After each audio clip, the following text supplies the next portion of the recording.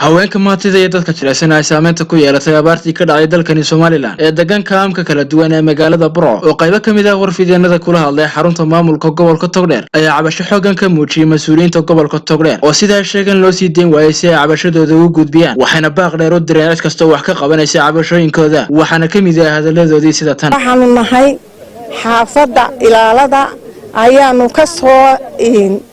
dacwo tagnay gobolkaanu u soo dacwo tagnay gobolka haddaanu u soo dacwo tagnay markii hore xaafad inkastaba ha ahaadeene isku tirsan baanu ahayn hadnaanu isku tirsanna aanu ahaane xaafadii way kala goday ayagu gobolkii xagga naga soo xigay waqooyiga naga soo xigay way goosteen gudoomiyihii iyo gudoomiye ku-xigeenkii iyo dadkii noo hadlayay intiba xaggaasay isu raacday markaa dabadeedna way naga baxeen annagu xaafadda ilaadadaanu nahay waxaanu nahay dad jilicsan dad dhalinyara baanu leenahay dadka adagaysa baanu nahay maxaanku idhahday dad yar baanu nahay waxaanu nahay dad waxaa nagu jira dad waalan waxaa nagu jira dad curyaana waxaa nagu jira dad barakaca waxaa nagu jira dad goblana agoon baa nagu jirta inta ooyaysa dad malaha waxaan idin leenahay xaafadda waxaanu doonaynaa gudoomiyaha iyo ku-xigeenka inay hoos u eegaan oo waxaanu kaga duwanaanay xaafadaha kale hoos loo eego waxaan dad dacwo taga waxaan soo dacwo tagnayeen gobolka waxaan soo dacwo tagnay barsaabka waana sii deyn waayay arrinkayga mawqifkayga waxa weeyaan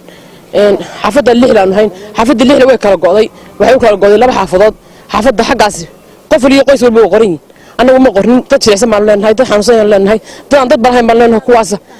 waa idinka arkaya dadka jilicsan dad xanuunsan ayaan leenahay dad curyaana baan leenahay agoomaan leenahay dacwadeeda waxay ku soo kooban tahay hadalkayga aanan badinaynin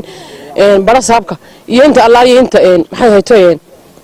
danaynasaba waxaanu leenahay de hoosna loo eego dad jilicsan baan leenahay agoomaan leenahay dad xanuunsan ayaan leenahay qaar jiifoon soo qaadi kari leenahay qaar waxaan ku idinka arkaya dadka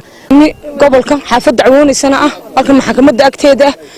oon marka noo nimi barasaabkiina lagu yiri waan daalanahay naloo sii deyn waayay askariga hor fadhiyay noo sii deyn waayay xaafad dacwoonaysana aanu nahay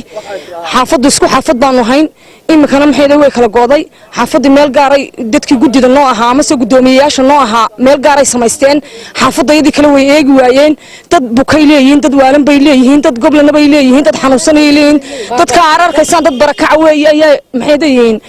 degan xaafadda oo abaara keeneen te xaafadii waxaan kugu wada cidba way eegi weyday qofkii gudiga ninkii gudiga iyo gudoomiyeyaashii noo ahaana dee meel gaaray samaysteenoo waxaan kugu wada ay hay'adihii kula leexdeen xaafadii markaa cabatinka aanu sinay cabati aanu dee muujisaan oo u tagtaan gudoomiyahana saaka waa naloo sii dayn waayey wuxuu yidhi waanu daalanahayo maxay u geli maysaan dee markaa maxay haydayiin saasaan u dacwoonaynaa maaha markii ugu horeysay cabashooyin noocan oo kale dadkani dan yartahay u gudbiya maamulka gobolka Togdheer Cabdiraxmaan Ciise telefishinka caalamiga Soomaali Cable magaalada Burco.